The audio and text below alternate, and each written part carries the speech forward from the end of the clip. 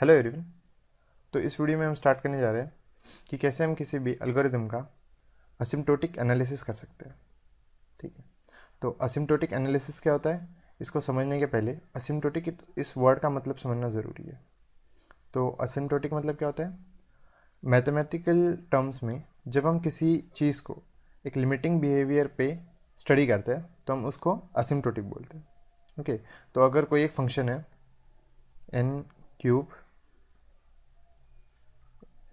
Plus N square, okay, अगर ये हमारा किस एफ एन एक फंक्शन है तो ये एफ एन क्या डिनोट कर रहा है, कोई भी एक वैल्यू आएगी। ओके, तो ये एफ ऑफ एन है। तो अगर हम ऐसे माने कि एक एन बहुत बड़ी वैल्यू लेने वाला है तो हम ऐसे कंसिडर कर सकते हैं, अगर एन की बहुत ज़्यादा बड़ी वैल्यू हो गई, अगर एन टेंड्स टू इन्फिनिटी हो रहा है, ओके, तो एन क्यूब के कंपैरिजन में एन स्क्वायर की वैल्यू बहुत कम हो जाएगी। तो हम इस चीज़ को निगलेक्ट कर सकते हैं और इसको हम एक अप्रॉक्सीमेट लेंगे equal to N cube. Okay, तो हम इसका लिमिटिंग बिहेवियर स्टडी कर रहे हैं। तो टाइम कॉम्प्लेक्सिटी के केसेस में हम ऐसे ही करते हैं कि अगर कोई हमारे पास दो फंक्शंस है, ओके, तो एक फंक्शन की टाइम कॉम्प्लेक्सिटी है एन क्यूब और दूसरे की है एन स्क्वायर। ओके, ये एन क्यूब और एन स्क्वायर क्या होता है ये हम देखेंगे। तो एन क्यूब और एन स्क्वायर ये टाइम कॉम्प्लेक्सिटी है। तो अब एन क्यूब का जो एक्चुअल टोटल परफॉर्मेंस पे जो इम्पैक्ट होगा वो एन स्क्वायर से कहीं ज़्यादा होगा। तो हम एन स्क्वायर को निगलेक्ट करते हैं और हमारे पूरे फंक्शन की टाइम कॉम्प्लेक्सिटी एन क्यूब ले लेते हैं। तो ये जो हम लिमिटिंग बिहेवियर स्टडी कर रहे हैं, इस लिमिटिंग बिहेवियर को हम बोलते हैं asymptotic analysis.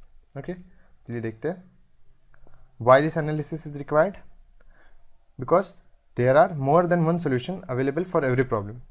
We then have to decide which solution is better suitable to our situation and accordingly choose our algorithm. तो जैसे कि हमने डेटा स्ट्रक्चर्स के केस में भी देखा था कि कभी हम अनसॉर्टेड एरे यूज़ करते थे, कभी हम सॉर्टेड एरे यूज़ करते थे।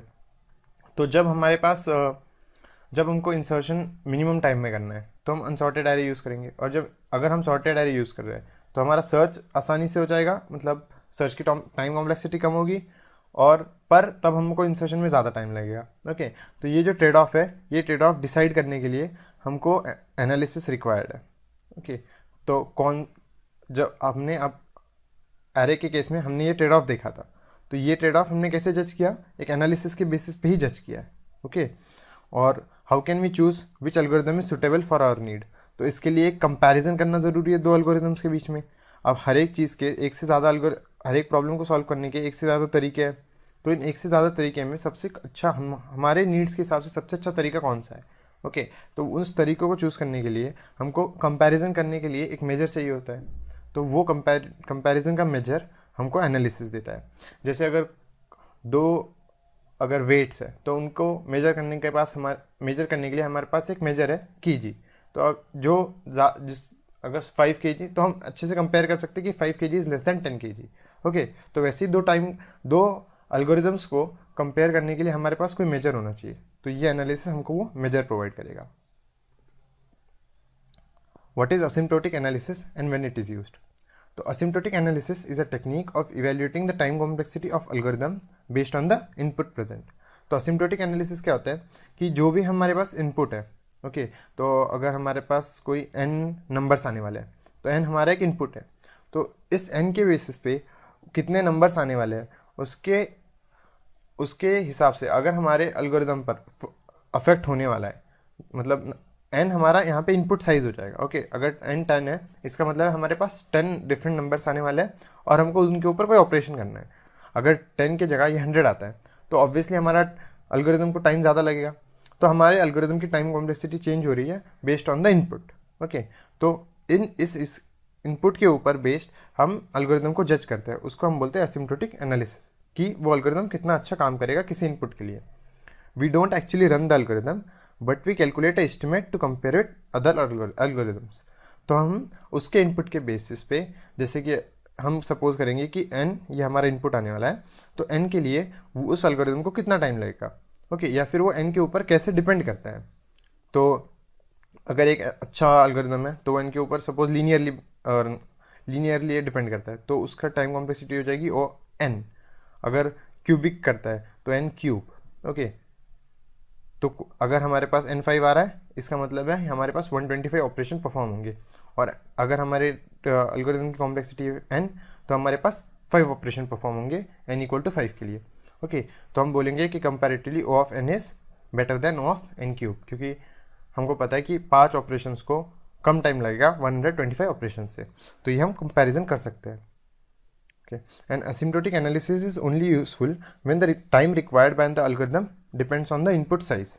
Okay, इसका क्या मतलब हुआ कि अगर हमारे इनपुट साइज के ऊपर हमारे एल्गोरिथम की टाइम कॉम्प्लेक्सिटी डिपेंड नहीं करती है, तो असिम्प्टोटिक एनालिसिस का हमको कोई फ़ायदा नहीं होगा।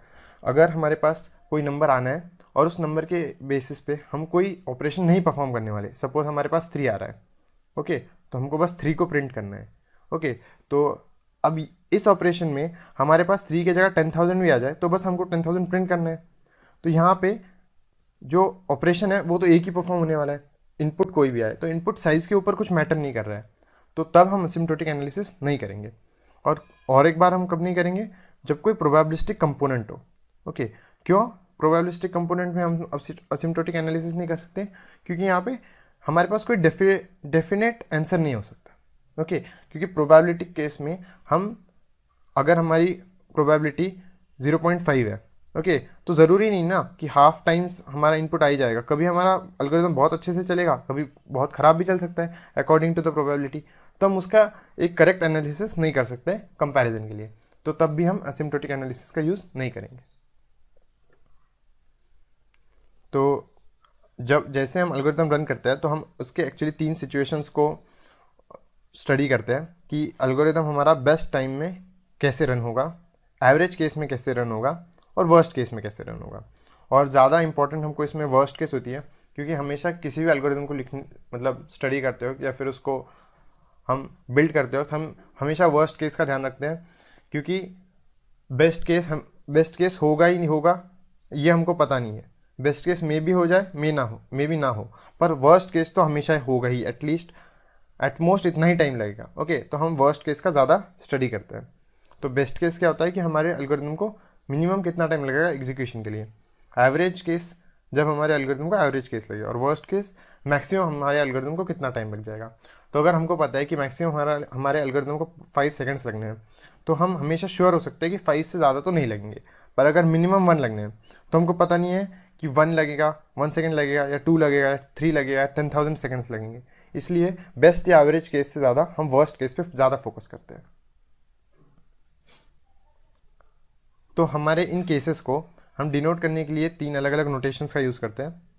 बिगो नोटेशन हमारी डिनोट करता है the worst case time complexity. तो अगर हमारा algorithm big O of n में रन हो रहा है, तो ये क्या डिनोट कर रहा है बिग O ऑफ n, कि हमारे इनपुट साइज़ के ऊपर हमारा एल्गोरिथम लीनियरली डिपेंड करता है। तो अगर हमारा इनपुट 5 है तो हमारे एल्गोरिथम को 5 ऑपरेशन परफॉर्म करने पड़ेंगे, और अगर हमारा इनपुट क्यूबिकली हमारे एल्गोरिथम के ऊपर डिपेंड करता है, ओके, तो हम कहेंगे कि हमारे एल्गोरिथम को 125 ऑपरेशन परफॉर्म करने पड़ेंगे। ओके, तो हमारा ये यहाँ पे क्यूबिकली डिपेंड करता है। सेकंड है हमारा ओमेगा नोटेशन। ओमेगा नोटेशन में हम बेस्ट केस टाइम कॉम्प्लेक्सिटी यहाँ पे डिनोट करते हैं। उसमें अगर सेम जैसे हमने बिगो नोटेशन में देखा था कि अगर ओमेगा ऑफ n है, मतलब हमारे एल्गोरिथम को एटलीस्ट इतना टाइम लगेगा, जो मिनिमम टाइम होगा वो लीनियरली डिपेंड करेगा हमारा एल्गोरिथम हमारे इनपुट साइज़ के ऊपर। ओके, और थीटा नोटेशन हम तब यूज़ करते हैं जब हमारा बेस्ट केस और एवरेज केस सेम हो। तो ज़रूरी नहीं कि हमेशा हमारा बेस्ट केस और एवरेज केस अलग अलग ही हो। तो जब हमारा बेस्ट केस और एवरेज केस सेम होगा तो हम लिखेंगे theta of n। Theta of n denote करेगा कि हमारा बेस्ट केस और वर्स्ट केस ये दोनों चीज़ें सेम है, और वो लीनियरली डिपेंड करेगा n के ऊपर। तो इस वीडियो में हमने देखा कि कौन से टाइम कॉम्प्लेक्सिटी के नोटेशंस हम यूज़ करते हैं। नेक्स्ट वीडियो में हम कुछ एग्जांपल देखेंगे कि कैसे हम अलग अलग एल्गोरिथम्स की टाइम कॉम्प्लेक्सिटी कैलकुलेट कर सकते हैं, और कौन कौन से different type of time complexity हम स्टडी करते हैं। Thank you.